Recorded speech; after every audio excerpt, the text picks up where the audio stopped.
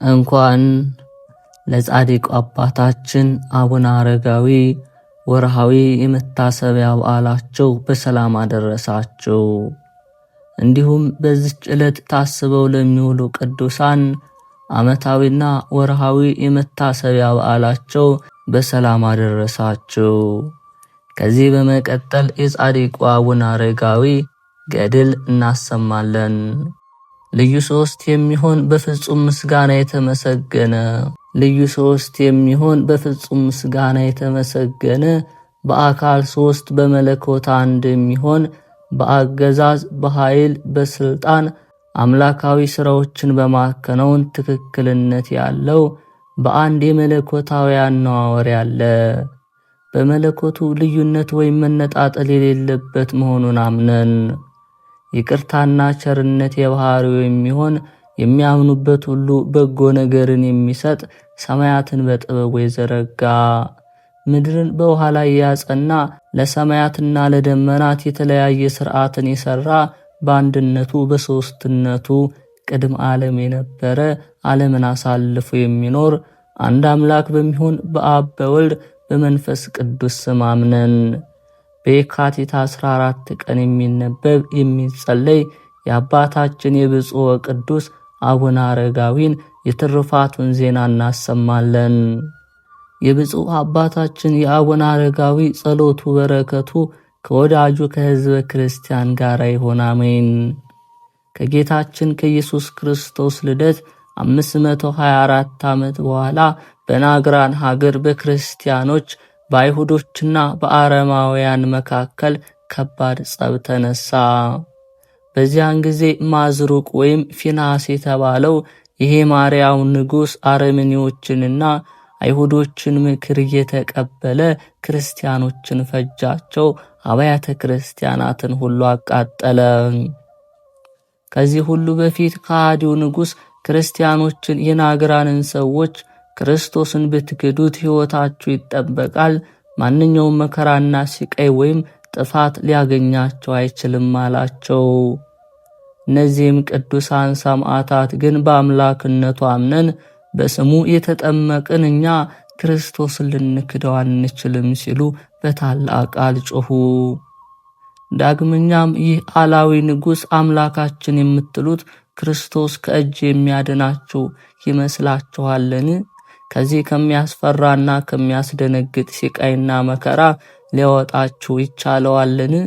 ወደዚህስ ቀርቦ ከኔ ጋር ሊዋጋ ይቻለዋልን? አላቸው።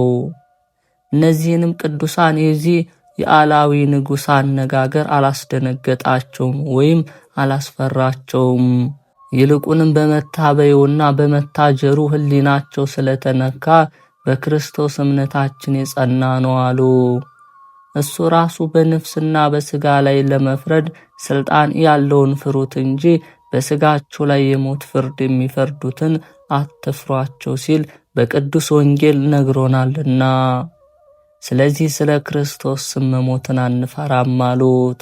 ከዚህም እሊህ ቅዱሳን ወንዱም ሴቱም ሽማግሌውም ወጣቱም በሙሉ ልባችን በክርስቶስ እምነት የጸና ነው፣ ይህ ዓለም ያልፋል ይጠፋል፣ ለእኛ ግን ለዘላለም የማያረጅ የማይጠፋ ተስፋ ሰጥቶናል እያሉ በተባበረ ድምፅ ጩኸታቸውን አስተጋቡ። በዚያን ጊዜ የክርስቲያኖች መሪ በጣም ክቡር የሚሆንና የ95 ዓመት ዕድሜ ያለው ቅዱስ ሂሩቱ ከቤተሰቦቹ ጋር በከሃዲው ንጉሥ ፊት ለፍርድ ቀርቦ ሳለ ንጉሥ ፊንሐስ ፊቱን ወደሱ መለስ አድርጎ ሂሩት ሆይ ስማ፣ ይህንን ሁሉ መከራ ያመጣብህ በክርስቶስ በማመንህ ነውና እሱን አሁን ፈጥነ ካደው አለው። እግዚአብሔር የመረጠው ቅዱስ ሂሩቱም አስቀድመው በመሃል ላይ የገቡትን ቃል የማያከብሩና የተናገሩትን ቃል እንደማያስታውሱ እንዳንተ ያሉ ከሃዲዎች ፈጣሪን አልክድም ሲል በድፍረት መለሰለት። በዚህ ጊዜ ከሃዲው ንጉሥ በጣም ተቆጣና ቅዱስ ሂሩቱን ወደሚገደልበት ቦታ ወስደው በሰይፍ እንዲገድሉት ጭፍሮቹን አዘዘ።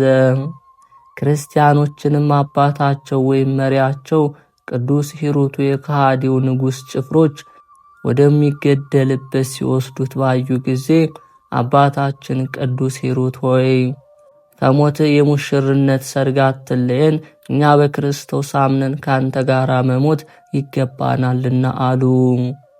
አባታችን ቅዱስ ሂሩቱም የእነዚህን ቅዱሳን ሰማዕት ቃላቸው ትክክል፣ ነገራቸው እውነት፣ ቃል ኪዳናቸው የጸና መሆኑን ፈጽሞ በተረዳ ጊዜ በእነዚህ ክርስቲያኖች ሕዝቦች ላይ በስም አብ ወወልድ ወመንፈስ ቅዱስ ብሎ በትምህርተ መስቀል እያማተበ ባረካቸው።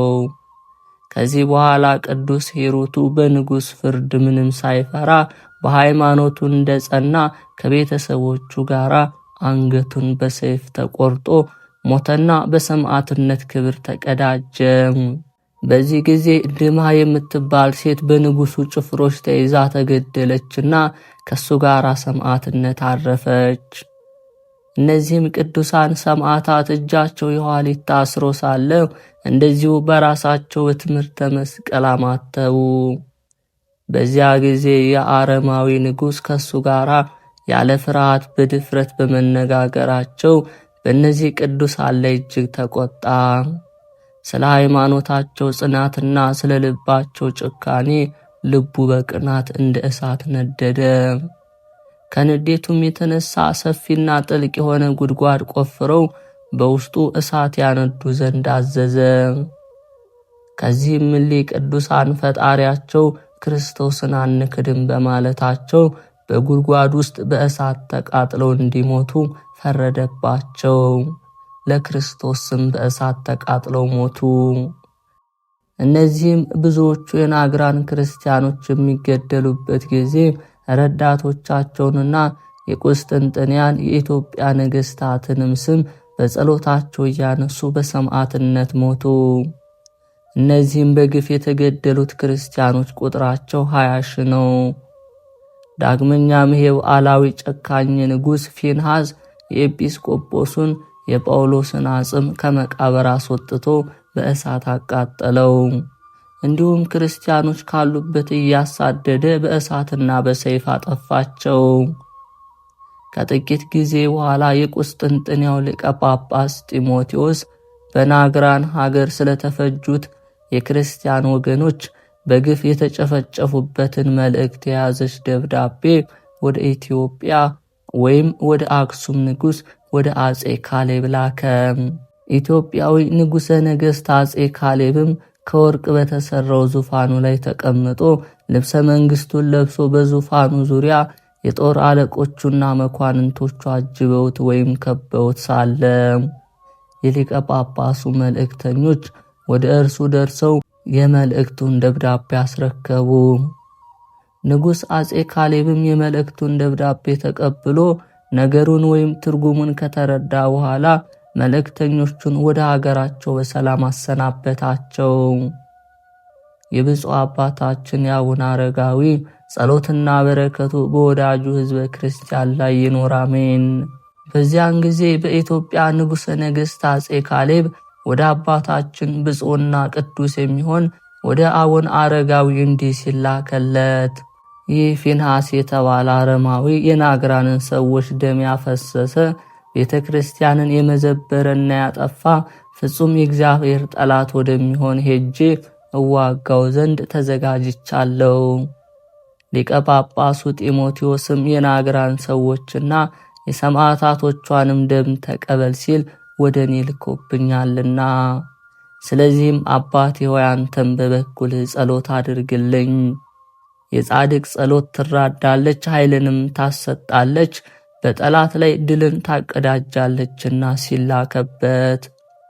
አባታችን አቡነ አረጋዊም ለንጉሡ መልእክተኛ እንዲህ አለው፣ ንጉሡን ወደ ጦር ግንባር ሂድ፣ ጠላቶችን ከእግርህ በታች አስገዛልህ፣ ተፋላሚዎችንም እግዚአብሔር በጭፍሮች እጅ ጣላቸው፣ ለአንተም ታላቅ ግርማ ሞገስ ይስጥህ፣ በሰላም ይመልስህ ብለህ ንገረው አለው። ኢትዮጵያዊ ንጉሥ አጼ ካሌብም ለጦርነት ጉዞውን ከመቀጠሉ በፊት ወደ ቤተ ክርስቲያን ሄዶ ልብሰ መንግስቱን አውልቆ ማቅ ለብሶ አቅርንተ መስዋዕቱን እየተማጸነ ዓይኑን ወደ ሰማይ አንስቶ እንዲህ እያለ ጸለየ። አቤቱ እግዚአብሔር ሆይ በሰማይ በምድር ያለውን ሁሉ የፈጠርክ እልፍ አእላፋት መላእክት የሚገዙልህ ኪሩቤልና ሱራፌል የሚያመሰግኑ የካህናት ፈጣሪያቸው አቤቱ የጌቶች ጌታ የነገሥታትም ንጉሥ የምትሆን አባታችን የመድኃኒታችን ኢየሱስ ክርስቶስ አባት ብርሃናትን የፈጠርክ ሰውን ሁሉ ከሐሳር ወደ ዘላለም ክብር ይመለስ ዘንድ አንድ ልጅን ወደኛ የላከው አቤቱ የአባቶቻችን ፈጣሪያቸውና አምላካቸው ሆይ እኛን ስለማዳን ፍጹም ሰው በሆነው ልጅ ምክንያት ይህ ከሃዲ ፊንሐስ ያደረገውን ሁሉ እነሆ አይተኸዋል። ወገኖችንም እንደ በግ እንዳረዳቸውና አብያተ ክርስቲያናትንም እንዳቃጠለ ተመልክተኸዋል። አቤቱ እነሆ ከዚህ ወጥቼ ይህንን ያንተንና የኛንም ጠላት ከሃዲ አይሁዳዊ በአንድ ልጅ በኢየሱስ ክርስቶስ ኃይል አጠፋዋለሁ። ስለሆነም አቤቱ አታሳፍረኝ። ስለ አንተ ስለ ፈጣሪና ስለ ክርስቲያን ወንድሞቼ ቅናት አድሮብኛልና። አቤቱ በኃጢአት የብዛት ጸሎቴን የማትቀበል ልመናን የማትሰማ ከሆነ ግን በዚች በቆምኩባት ቦታ በአሁኑ ሰዓት ሕይወቴ ታልፍ ዘንድ ፈቃድ ይሁን። አቤቱ ጌታ አምላክ ሆይ ርስት ኢትዮጵያን ስምህን በማያውቁ ጠላቶች እጅ አሳልፈ አትስጣቸው ሲል አጥብቆ ለመነ። ኢትዮጵያዊ ንጉሥ ካሌብም ታላቅ ጻድቅ ሰው ነበር። ከምድር ነገሥታት ወገን በመንግስቱ ዙፋን ላይ ተቀምጦ እያለ ማንም እንደሱ ድንቅ ተአምራትን ያደረገ የለም። ከሁሉ በፊት የኦር ሀገር ሰዎች ባመጹበት ጊዜ የሀገሪቱ ሰዎች የጦሩን መትመምና ግስጋሴ አይተው እንዳይሸሹና እንዳያመልጡ እግዚአብሔር በምድር ውስጥ መንገድ ከፈተለት። የመንገዱን ርዝመት መጠን ጎበዝ ተራማጅ ወይም ፈጣን ሯጭ ሰው 3 ቀን የሚያስኬድ ጎዳና ነበር። ከዚያም እግዚአብሔር በመሬት ውስጥ በከፈተለት መንገድ ገብቶ ገስግሶ ድንገት ደረሰና ደመሰሳቸው፣ አጠፋቸውም። ከነሱ አንድ ስንኳ አላስቀረም። ሀገሪቱንም በእጁ አገባት፣ እስከ ዛሬም ድረስ አለች። ከ524 ዓመተ ምህረት በኋላ 70 ሺህ የሚደርሰው ጦሩን አስከትሞ አዘጋጅቶ ቀድሞ ወደ አሰበበት ወደ የመን ሳባ በመርከብ ተጓዘ። ከዚያም የኢትዮጵያዊ ንጉሥ አጼ ካሌብ ከመርከብ ሲወርድ ጠብቆ ከሃዲው ንጉሥ ብዙ ጦር አሰልፎ ካሌብን ወጋው። በመካከላቸው የሚደረገው ጦርነት በጣም የበረታ ሆነ። ያን ጊዜም ካሌብና የጦር ሰራዊቱ በጦርነቱ መካከል በጠላቶቻቸው ፊት እጅግ በረቱ። የከሃዲውን ንጉሥ ሰራዊትም አሸንፈው በታተኗቸው። ይልቁንም ካሌብ ራሱ ያንን ከሃዲ ንጉሥ ፊንሐስን ገጠመውና በፈረሱ ላይ እንደተቀመጠ በጨበጣ በጦር ወግቶ ገደለውና ወደ ባህር ገልብጦ ጣለው። ያም ከሃዲ ንጉሥ ከዚያም ሰጥሞ ሞተ። ሚስቱም በዚህ ጊዜ ተማረከች። ከዚህ በኋላ አጼ ካሌብ ዛፋር ወደምትባል ወደ ሳባ ከተማ በታላቅ ግርማ ገስግሶ የከተማውን ጠባቂዎች አሸንፎ ገብቶ ከተማውን ያዘ። ይህም የተደረገው ከጌታችን ከኢየሱስ ክርስቶስ ልደት በኋላ በ525 ዓመተ ምህረት ላይ ነው። ከዚህ በኋላ በዛፋር ከተማ ውስጥ የተዘዋወረ በክርስቲያኖቹ እልቂት ዕለት ደም በማፍሰስ የተባበሩትን የከሃዲውን የፊንሐስን ሹማምንት እያስፈለገ አስያዘና በአደባባይ በማስገደል በአገረ ናግራን የተፈጁትን ክርስቲያኖች ደማቸውን በሚገባ ተበቀለ። የተረፉት ክርስቲያኖችም ከሸሹበት ወይም ከተሸሸጉበት ወደ ቀድሞ ቦታቸው ተመለሱ። ኢትዮጵያዊ ንጉሥ አጼ ካሌብም የድል አድራጊነቱን አክሊል እንደተቀዳጀ ለእስክንድሪያው ሊቀ ጳጳስ መልእክት ላከ።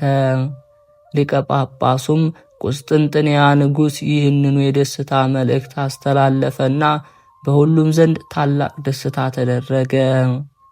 በዚያን ጊዜ የእስክንድሪያው ሊቀ ጳጳስ አንድ ኤጲስቆጶስ ሾሞ ወደ ብሔረ ሳባ ላከ። ኢትዮጵያዊ ንጉሥ አጼ ካሌብም የአይሁድ ንጉሡ በሚገዛበት ግዛት ሁሉ ቤተ ክርስቲያን አሳነጸ። ለቤተ ክርስቲያኑ መሠረት ራሱ አፄ ካሌብ እስከ 7 ቀን ድረስ ሲያስቆፍር ሰነበተ።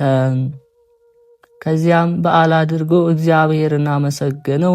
ያ የክርስቶስ ጠላት አረማዊ ንጉሥ የመዘበራትንና ያጠፋትን ቤተ ክርስቲያን በናግራን ላይ እንደገና ሳነጸ። ከሳባ ሀገር የማረከውን ንብረት ገንዘብና ጌጣጌጥ ሁሉ ለቤተ ክርስቲያን በክብር ሰጠ። ከዚህ በኋላ ወደ ሀገሩ ወደ አክሱም በፍጹም ደስታና ፍስሐ በደስታ ተመልሶ ገባ። ከዚያም ለዚያች ለብሔረ ሳባ ስሙ አብርሃ የሚባል ብልህና አዋቂ ሰው መርጦ ሾመላቸው። ቀጥሎም ገዢውን አብርሃንና ኤጲስቆጶሱን የሚጠብቁ 10,000 የጦር ሰራዊት ተወላቸው። ወደ ሀገሩ ወደ አክሱምም በድል አድራጊነት ተመለሰ። ከዚህ በኋላ የኢትዮጵያው ንጉሥ አፄ ካሌብ ኃይልና መጠጊያ ረዳቴና ዳኜ ለሚሆን ለእግዚአብሔር ምን አድርጌ ላስደስተው ሲል አሰበና የዚህን ዓለም መንግሥት ተድላ ደስታ ነቆ ልብሰ መንግሥቱን አውልቆ አንዲት የውሃ መንቀልና አንዲት ምንጣፍ ብቻ ይዞ አባ ጰንጠሌዎን ገዳም አጠገብ ከሚገኝ ዋሻ ውስጥ ገብቶ በአባ ጰንጠሌዎን እጅ መንኩሶ ለመቀመጥ ወሰነ። አባ ጰንጠሌዎንም አመንኩሰኝ አለውና የመላእክትን አስኬማ ልብሶ አመነኮሰው። ዳግመኛም ከዋሻ ወይም ከገዳም ወጥቶ ዓለምን በዓይኑ እንዳያይ ማለ ወይም ቃል ኪዳን ገባ። ቤተ መንግሥቱንም ለቆ ወደ ምናኔ በሄደበት ጊዜ ዋጋው እጅግ የከበረውን በነገሰ ጊዜ የጫነውን ዘውዱን ከጌታችን መቃብር ወይም በር ላይ ይሰቀልለት ዘንድ ከአደራ ደብዳቤ ጋር ለኢየሩሳሌሙ ሊቀ ጳጳስ ለአባ ዮሐንስ ሰደደለት ወይም ላከለት። ዳግመኛም ንጉሡ አፄ ካሌብ አባቴ ሆይ በአንተ ጸሎት በእግዚአብሔር ቸርነት ከጦርነቱ በሰላም ተመልሻለሁና አሁንም ክርስቶስን አርዑተ መስቀል ተሸክሜያለሁና እግዚአብሔር ለፍጻሜ ያብቃ እያልክ ስለኔ ጸልይልኝ ሲል ወደ አባታችን ወደ አቡነ አረጋዊ ላከበት። ስለዚህም ነገር አባታችን አቡነ አረጋዊ በጣም ተደስቶ ልጅ ሆይ መልካሙን የበለጠውን አድርገሃል፣ አሁንም እግዚአብሔር የፈቀደውን ነገር ሁሉ ይፈጽምልህ አለው። መልእክተኛውም ይህንን ከሰማ በኋላ ከአባታችን ከአቡነ አረጋዊ ዘንድ በረከትን ተቀብሎ ወደ መጣበት ተመልሶ ሄደ። ኢትዮጵያዊ ንጉሥ አፄ ካሌብ ይህንን ዓለም በመናቅ በበረሃ በዋሻ 12 ዓመት በጾምና በጸሎት በብዙ ተጋድሎ ሲኖር በግንቦት 20 ቀን አርፎ እስከ ዘላለሙ ድረስ የማያልፍ ሰማያዊ ክብርን ወረሰ። የተወደዳችሁ ወንድሞች ሆይ የክርስቲያን አምላካቸው እግዚአብሔር በዚህ ኃይልና ተጋዳይ የሆነ ኢትዮጵያዊ ንጉሥ በአፄ ካሌብ እጅ ያደረገውን ድንቅ ተአምር ተመልከቱ። ይህ አፄ ካሌብ የአክሱምን መንግሥት የጥንት ግዛቱን በድል አድራጊነቱ በማስከበሩ የታወቀ አስፈሪና ገናና ንጉሥ ሆኗልና ይልቁንም በናግራን የተፈጁትን ክርስቲያኖች ደም በመበቀሉ በእስክንድሪያ፣ በቁስጥንጥንያ፣ በአንጾኪያ፣ በሮም ያሉ ክርስቲያኖች ሁሉ ሐዘናቸውን ወደ ደስታ እንዲለወጥ አድርጓልና ይህ አማናዊ ንጉሥ ከአረብ ሀገር ፈጽሞ ሊጠፋ የነበረውን የክርስትና አምልኮ ወደ ጥንት ቦታው መልሶ አቃናው። በቃል ኪዳን ጓደኝነት አንድ ሆነው በነበሩት በአይሁድና በፋርስ ሕዝብ ላይ አደጋ ጥሎ ከአረብ ሀገር ግዛታቸውን አስወግዶ ክብራቸውን አሳንሶ እነሱንም አባሮ የራሱንም ማስተዳደር ተክቶና ገናናነቱን አሳውቆ የኢትዮጵያን የግዛት አንድነት አደላደለ። ስለዚህም ይህ ታላቅ የኢትዮጵያው ንጉሠ ነገሥት አፄ ካሌብ በምስራቅ በቁስጥንጥንያ በአረቦችም በቤተ መንግሥቱም በቤተ ክህነቱም በሁሉም ዘንድ ታላቅ ስመጥርና ሰፊ ታሪክ ያለው ሆነ። ክብሩን ከተጋዳዮች ቅዱሳን ወይም ከታላላቅ ሰማዕታት ክብር ጋር የተካከለ ሆነ። ስለዚህም የኢትዮጵያ ቤተ ክርስቲያን የመታሰቢያውን በዓል በጥልቅ ስሜት ታከብራለች። የምታከብረውም የእኛ ቤተ ክርስቲያን ብቻ አይደለችም፣ ነገር ግን የሮማን ቤተ ክርስቲያን የመታሰቢያውን በዓል ከሌሎቹ አሸናፊዎች ሰማዕታት በዓል ጋር በማስተካከል በጥቅምት 27 ቀን በታላቅ ክብር በብዙ ደስታ ታከብረዋለች እንጂ። የተወደዳችሁ ወንድሞች፣ ጻድቅና ትሑት የሚሆን የኢትዮጵያዊ ንጉሥ አጼ ካሌብ ያደረገውን ድንቅ ሥራ እስኪ ተመልከቱ። የእሱና የፈጣሪውን ጠላት የሆኑትን አላውያን ነገሥታት ባጠፋቸው የጦር ኃይላቸውንም በደመሰሰ ጊዜ በኃይሉ ብርታት ትምክህት አላደረበትምና ከጦር ሜዳም በድል አድራጊነት በተመለሰ ጊዜ ጎልያድን እንደገደለ እንደ ዳዊት ዘፋኞች ይዘፍኑለት ዘንድ ወይም ያሞግሱት ዘንድ አልወደደም። ነገር ግን የዚህን ዓለም መንግሥት ንቆ ወደ ምድረ በዳ ወይም በረሃ ገብቶ በትንሽ ዋሻ ውስጥ ተቀመጠ እንጂ። ሎጥ ከሰዶምና ከገሞራ በሚወጣበት ጊዜ መላእክት እስኪያቻኩሉት ድረስ ወዲያ ወዲህ በማለት ለማዘግየት አልፈለገም።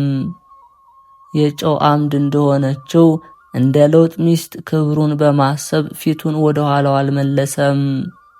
እንግዲህ ከኢትዮጵያዊ ንጉሠ ነገሥት ከካሌብ በስተቀር በሚታየው ክብር የማይታየውን ክብር ለውጦ በቆራጥነት ይህንን ዓለም ንቆ ሁለተኛ ላለመመለስ ወደፊት ገስግሶ በረሃ የገባ ማን ነው? እኛም እግረ ሕሊናችን በቀና ጎዳና ይመራልን ዘንድ እግዚአብሔር እንለምነው። ርስተ መንግሥተ ሰማያትም ለመውረስ ዕድል ፈንታችን ከቅዱሳን ጋር ያድርግልን። አሜን። የፈጣሪውን በረከት በእግዚአብሔር አገልጋይ በሕዝበ ክርስቲያን ላይ አድሮ ለዘላለም ይኖር። ሰላም ለካሌብ የምነናውን ምልክት እንዲሆን የዚህን ዓለም ክብሩን በኢየሩሳሌም ይሰቅሉት ዘንድ የላከ የራስ ዘውዱን በገደላቸው ወይም ባጠፋቸው ጊዜ በእጁ ሰራዊተ ሳባን ከመካከላቸው ሳያስቀር ጥቂት ወይም አንዱን። ይህ ኃያል በኃይሉ አልተመካም፣ በምንም ቢሆን በምን። ሰላም ለእናንተ ይሁን። የተባበራችሁ የናግራን ሰማዕታት፣ በዓለም ላይ ያበራችሁ እንደ ከዋክብት፣ ኃጢአታችን በከሰሰን ጊዜ በፈጣሪያችን ፊት ስለ ስሙ ያፈሰሳችሁትን ደም አሳይታችሁ ለምልክት አስታራቂ ይሁን ፍጹም የፍቅር አንድነት። ከጻድቁ አባታችን አቡነ አረጋዊ በረከት ረድኤት ያሳትፈን በእውነት። የተከበራችሁ የልዑል እግዚአብሔር ቤተሰቦች፣ ከዚህ በመቀጠል የጻድቁ አባታችን የአቡነ አረጋዊ መልኩን እናሰማለን። ሰላምንና ፍቅርን የተመላ የከበርክ መምህር አባታችን አረጋዊ ሆይ፣ የእስራኤላውያንን እግር ከታሰረበት የባርነት ማሰሪያ ፈትቶ ከግብፅ የነጻነት መንገድን በመራው እግዚአብሔር ስም አምኜ የጽድቅህን ዜና ነገር ዘንድ አንደበቴን አከናውን፣ ልቦናዬንም ከሐኬት አንቃው። ለዘላለም የሚኖርና ዳግመኛ አስቀድሞ እንደተነገረ ለጽኖ ስምህ ሰላምታ የሚገባ ከቂም የራቀ ነቢይ ዳዊትን የመሰልህ አቡነ አረጋዊ ሆይ፣ ጠላት በላይ በድፍረት በተነሳ ጊዜ የሳሚ መቅሰፍት በበቀል በላዩ ይውረድበት።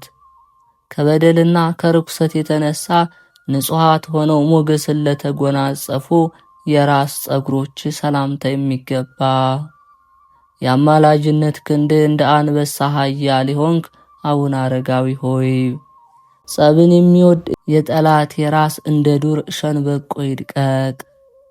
አምላክ ለባረከው ራስህና እንደ ብርሃን ፋና ለፈካና ደስ ለሚያሰኝ የፊትህ ወዝ ሰላምታ የሚገባ የማኑሄ ልጅ የማይተካከል ናዝራዊ አባታችን አረጋዊ ሆይ፣ ሁልጊዜ ከሚሰማ ግሩም ድምፀ ነጎድጓድ ይልቅ ከአምላክ የተሰጠህ የጽድቅህ ዜና ፈጽሞ የተመሰገነ ነው። ለቅንድቦችህና ከፀሐይና ከጨረቃ ይልቅ ለሚያበሩ ዓይኖች ምስጋና የሚገባቸው የቅድስት ሥላሴ ስምን የምታመሰግን መልአክ አቡነ አረጋዊ ሆይ፣ በእግረ ጽድቅህ አንበሳና ከይሲ ረግጥ ዘንድ የአንተን ኃይል አገኝ ዘንድ ፍቀድልኝ። ለከበሩ ጆሮችህና ጉንጮችህ ምስጋናን እያቀረብኩ እልል እያልኩም ሰላምታ የሚገባ እክለ ምንዳቤንም ከወዳጅ ቅዱስ ገብረ ክርስቶስ ጋራ የተመገብህ አባታችን አረጋዊ ሆይ ወደ ደብረ ሲሂንና ደብረ ከርቤ አሳርገኝ። በታላቅ ማኅበር መሃል ከፍ ከፍ አድርገኝ። ዘወትር የማስተዋል መዓዛን ለሚያሻትቱ የመንታ ግብራት መተላለፊያዎች የከበሩ አፍንጫዎች ሰላምታ የሚገባ በማዕረግና በክብር የገነን ጻድቅ አቡነ አረጋዊ ሆይ አውሬ ዲያብሎስ በመርዛማ ጥርሶቹ አቁስሎኛልና በአማላጅነት ከደዌ ፈውሰህ አድነኝ።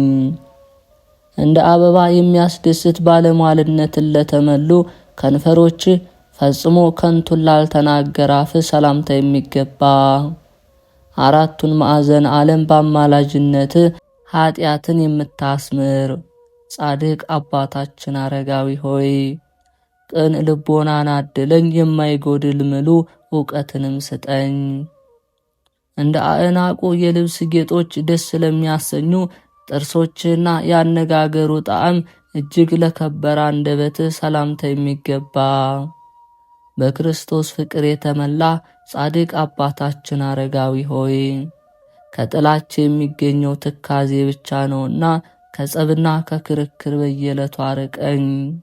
ከስትንፋስ ጋር ለተዋሃደ የከበረ ቃልህና ከወይንም ይልቅ የክርስቶስ ጣዕመ ፍቅሩን ለቀመሰ ጉሮሮህ ሰላምታ የሚገባ ትሩፈ ምግባር ነቢዬ ሴሎ ዮሐንስ አረጋዊ ሆይ በሰማይ ያየኸውን ህውረ ምስጢረ ምስጢራት እስኪ ንገረኝ ግለጽልኝ። የቅድስናን ሀብል ላሰረ ክቡር አንገትህና ከበደል ቀንበር ለነጻ ትከሻ ሰላምታ የሚገባ በስተ ምስራቅ የተገኘ ፀሐይ አባታችን አረጋዊ ሆይ የፍቅርህን ጸዳል በልቤ ውስጥ አብራ፣ በህሊናዬ ውስጥም ሰላምንና እርቅን አሳድርብኝ። ከማህየዊ መንፈስ ቅዱስ ንጽሐ ክብርን ከተቀበልክ በኋላ የቅድስናን ፍጹም ካባን ለተጎናጸፈ ክቡር ጀርባ ሰላምታ የሚገባ ተጋድሎ የበዛ ንጹሕ ጻድቅ አባታችን አረጋዊ ሆይ ይህንን ምስጋናዬን ተቀብለ ተካዜን የሚያስረሳ ሐዘንን የሚያርቅ ደስታን አድለኝ። የከበረ ድረትን በየጊዜው ሳመሰግን በልቤ ሐሳብ ልክም ሰላምታ የማቀርብልህ እውነተኛ የእግዚአብሔር ነቢይ ጻድቅ ሄኖክ አባታችን አረጋዊ ሆይ በሕይወት ሰሌዳ ላይ ጻፍ። የጠላቶች መታሰቢያ ግን ከንቱ ይሆን ዘንድ አጥፋው። በቀራንዮ እንደተተከለው የዕፀ መስቀል ለጸሎት ለተዘረጉ ሰላምታ የሚገባ ጻድቁ አባታችን አረጋዊ ሆይ በልቤ ውስጥ ከንቱ ሐሳብ ይመላለሳልና በደልን ባበዛ ምግባሬን ሳትመረምር ወደ ቅንና ወደ መልካም ሥራ መልሰኝ። ከአንበሳ ክንድ ይልቅ ለጸና መከንጃና ሞገስ ኃይሉ ንዑድ ክቡር ለሆነ ክርን ሰላምታ የሚገባ ጻድቅ አባታችን አረጋዊ ሆይ ለእነርሱ በሰማይ ተስፋ ሕይወት ስለተዘጋጀላቸው ለሰማያዊ ክብር ከተጠሩ ጻድቃን ጋራ ተድላ ደስታ ባለበት በዚያ መንግሥተ ሰማያት ኖር ዘንድ አማልደኝ። የዕጣን መሥዋዕትን ያሳርጉ ዘንድ የከበረ ጽንሐ ማዕጠንትን ከቅዱስ መሃል እጅ ጋራ በአንድነት ለያዙ ስዝረ ክንድ ሰላምታ የሚገባ የእግዚአብሔርን ሕግ የምታስተምር ስዩመ ኃይል ጻድቁ አማላጃችን አረጋዊ ሆይ አምሳዬ የሌለው የጸጋን ሽልማት ሸልመኝ። በንጹሕ የአማላጅነት መጠበቅ ልብስን እኔን አጎናጽፈኝ። ከአስሩ ጥፍሮች ጋር ለተዋሃዱ የከበሩ ጣቶችና በክርስቶስ ፍቅር ለተመላ ክቡር ጎን ሰላምታ የሚገባ በየጊዜው የወንጌልን ቃል የምታበራልን ፀሐይ አባታችን አረጋዊ ሆይ እንደ ቲቶ መምህር ቅዱስ ጳውሎስ የስም ሞገስ ክብሩ ከጨረቃ ክብር ይልቅ ይልቃል። ስለ ጽድቅ ብለህ ምንዳቤ ረሃብን ለተቀበልክበት ሆድህ ጥበብን ለተመላ ጽሩይ ወርቅ ልቦና ሰላምታ የሚገባ የፍጹም እምነት መገኛ አብርሃም አረጋዊ ሆይ ፈጣሪው ያገልጋዩ ያዕቆብ ይውህና እንደወደደለት በደል የሌለብኝ እኔ ወዳጅህንም በአማላጅነት እርዳኝ። ለከበረ ኩላሊት እንደ ቃል ኪዳኑ ታቦት በወርቅ ንጽሕና ለተለበጠ ውስጣዊ ሕሊና ሰላምታ የሚገባ በአማላጅነት ምእመናንን የምትጠብቅ ትጉህ ጻድቅ አባታችን አረጋዊ ሆይ ከክርስቲያን መንጋ አንዱ የሆንኩ እኔ በምግባሬ ደክሜያለሁና ከነጣቂ ተኩላ ዲያብሎስ አፍ አድነ ጠብቀኝ። ከፍቅረ ተጋድሎ ብዛት የተነሳ እጅግ ጽኑ ሲቃይን ታግሶ ለቻለ አንጀትህና እንደ ዕንቁ ላጌጠ ነዋይ ውስጥ መዝገብ ሰላምታ የሚገባ ጻድቅ አባታችን አረጋዊ ሆይ ልቦና ያንተን በመውደዱ ልክ አንደበቴ ለስምህ ምስጋና ይዘምር ዘንድ እነሆ ፍቅር በሕሊናዬ ምድር አብቧልና። መልኩ እንደሚያምር የተጌጠ ራስ ወርቅ ውስጡ ረቂቅ ለሆነ ክቡር ህንብርት ሰላምታ የሚገባ ጻድቅ አባታችን አረጋዊ ሆይ እንደ ሁለቱ ነቢያት መልኩ ከከፋ የሞት ዓይን ተሰውረሃልና የኬልቄው ልጅ ነቢይ ኤርምያስ ወዳጅ የተመረጥህነ ንጻ መላእክት ስለመታጠቂያ ፈንታ የትዕግስትን ማሰሪያ ትጥቁ ለሆነለት አካል ሰላምታ የሚገባ አባታችን አረጋዊ ሆይ ቅድስት ቤተ ክርስቲያን አቤቱ ስለ አማላጅነት በጽዮን መንግሥተ ሰማይ ክብር ይገባሃል። ከአንደበቱም ጸሎት ላንተ ይቀርብልሃል። የቤተ ሕግ መገለጫዎች ለሆኑ ጭኖችህና ዳግመኛ እነርሱን ለመሰሉ ጉልበቶች ሰላምታ የሚገባ ጻድቅ አባታችን አረጋዊ ሆይ ያለና የነበረ የፍጥረታት ገዥ ክርስቶስ ለአዲስ ወንጌሉ ሐዋርያነት የሾመ ሁሉን ካስተማረ ቅዱስ ጳውሎስ ጋር አንድ ሆንክ ጴጥሮስ አንተነ በሕግና ሥርዓት ስፍራ ከተረከዞች ጋር ለጸኑ ክቡራት እግሮች ሰላምታ የሚገባ የታላላቅ ቅዱሳን አለቃ ቅዱስ አባታችን አረጋዊ ሆይ በልዓም ካለማስተዋሉ የተነሳ አህያው እንደገሰጸችው ክፋትንና ተንኮልን የተመሉ ጠላቶችን ሁሉ አንተ ገስጽልኝ። በፍቅር ቀንበር ፈጽመው የያዙ ጊንጥ ዲያብሎስን ራሱን ይቀጠቅጡ ዘንድ ስልጣንን የሰጣቸው እግዚአብሔር መንፈስ ቅዱስ ላጸናው የእግር መርገጫ ሰላምታ የሚገባ ጻድቅ አባታችን አረጋዊ ሆይ የልጅህ ጻድቅ አቡነ ተክለ ሃይማኖት አእላፍ ልጆች እያንዳንዳቸው ንዑድ ክቡር እያሉ ያመሰግኑሃል። የኃጢአት መከራ ጎዳና መሰናክል ፈጽሞ ካላሰነካከላቸው ጥፍሮች ጋራ ለተዋሃዱ የእግር ጣቶች ሰላምታ የሚገባ ለቅድስት ቤተ ክርስቲያን ርዕሰ ማኅበር ክቡር ይሆንክ ቅዱስ አባታችን አረጋዊ ሆይ ሲሳራ በሴት ፊት እንደተዋረደ እስኪዋረዱ ድረስ ጠላቶችን አስደንግጣቸው። ሁለንተናው ለተወደደ አካለ ቆምህና በአበባ ቅድስት ተሸልሞ ላጌጠ መልክ ሰላምታ የሚገባ ጻድቅ አባታችን አረጋዊ ሆይ ቀድሞ እሪያዎች እንደሰጠሙ የምድረ በዳ አራዊትን የመሰሉ ጠላቶችን ከተዘጋጀ የጥፋት ባህር ውስጥ አስጥማቸው። እግዚአብሔር አምላክ አንተን መርጧልና እንደ ሁለቱ ነቢይ ለተከናወነ መሰወር ሰላምታ የሚገባ ደግ የታመንክ አገልጋይ አባታችን አረጋዊ ሆይ በ10 አህጉር ተሹመህ 5 መካከል የተቀበልክ አንተ አይደለህምን?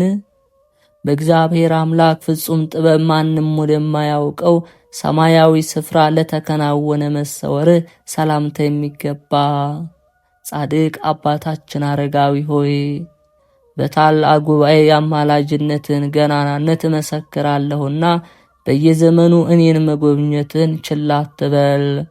ከመልአከ ሞት ዓይንም በምልጃ ሰውረኝ። የሰውነቴን ሐሳብ ፈጽመ የምትረዳ ጻድቅ አባት አረጋዊ ሆይ ለክቡር የመልክ ገናናነት ምስጋና እየሰጠው እነሆ ይህንን ትንሽ እጅ መንሻ ቀረብኩልህ። ነገር ግን የተመኘሁትን ዋጋ ላታጠፋብኝ በዓለመ ተድላ የሚገኝ ፍጹም ደስታን አድለኝ። ምስጢረ መንግሥት ኪዳን በውስጡ ተገልጿልና የደብረ ታቦር ምሳሌ ለሆነች ቅድስት ደብር ሰላምታ የሚገባ መስቀል ጋሻን ያስክ ኃያል ጻድቅ አባታችን አረጋዊ ሆይ ሥራችን በተገለጠ ጊዜ ወደምታስፈራ ባሕር እሳት ውስጥ እንዳንገባ እኛ ልጆችን አድነን። አስኬማ መላእክት እንደመና በውስጡ አወረደባት ደብረ ሲናንም ለምትመስል ቅድስት ደብረ ሰላምታ የሚገባ የቅድስት አገር ኢትዮጵያ ብርሃን አረጋዊ ሆይ በሥጋ በነፍስ ኑሯችን ጥፋት እንዳያገኘን ስለ እናት ቅድስት ዕድና ብለህ እኛ ልጆችህን አድነን።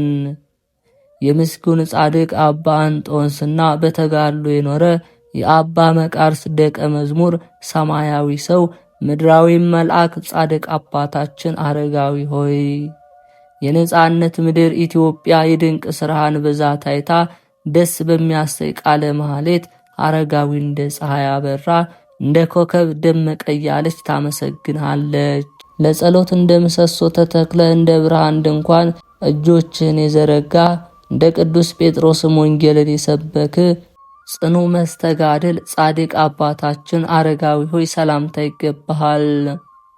ረጅምና ቅርንጫፎቹ ብዙ እንደሆኑለት የሊባኖስ ዛፍ ጽድቅ የበዛ የደብረ ጽባህን የጸሎት መስዋዕት በምሽትና በማለዳ የምታሳርግ ጻድቅ አባታችን አረጋዊ ሆይ ሰላምታ ይገባሃል። ደስ የሚያሰኝ የክህነት ሽቶ ያማረ የምድረ በዳ አበባ የቤተ መቅደስ በለዝ ምሰሶ የእንቁ ዘንግ ሰውን የምታረጋጋ መምህራችን ጻድቅ አባታችን አረጋዊ ሆይ ሰላምታ ይገባሃል። ረቂቅ የብርሃን ግድግዳ የሚሞቅ የፀሐይ ሰረገላ የልጆችና የታላላቆች አባት የከበረ ጻድቅ አባታችን አረጋዊ ሆይ ሰላምታ ይገባሃል።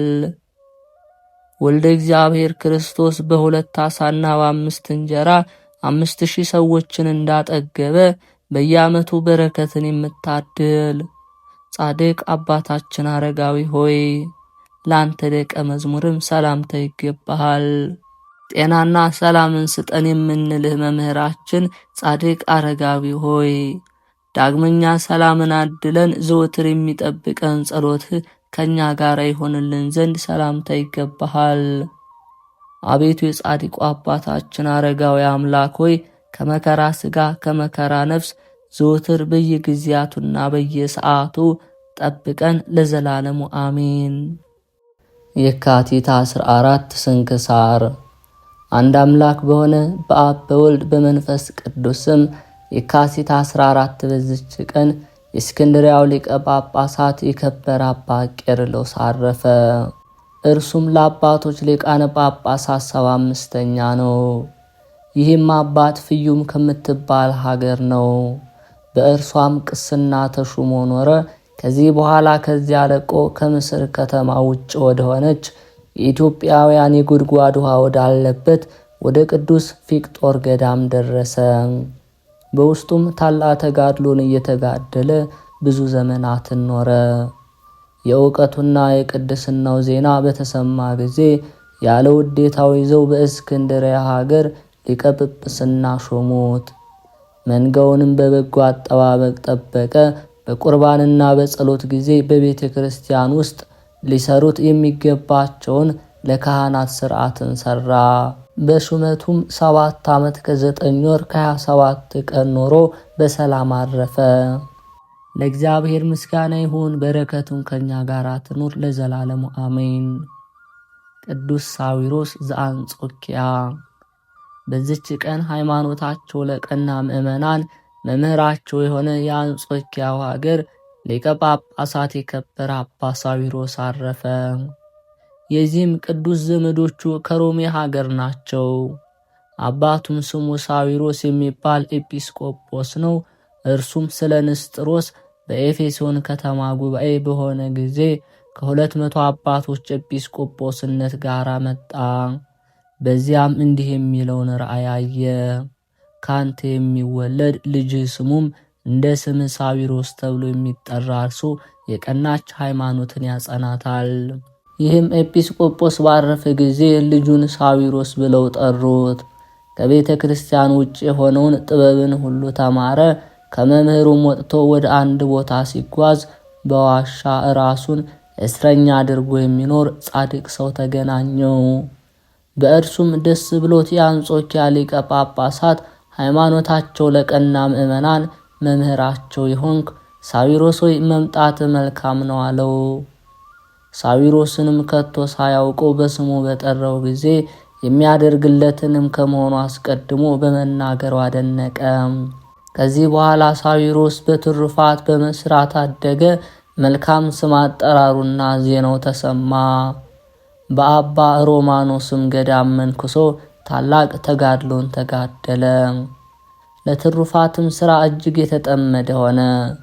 የከበረ ወንጌል በተራራ ላይ በተሰራች መንደር መሰወር አትችልም እንዳለ ዜናው በሁሉ ዘንድ ተሰማ።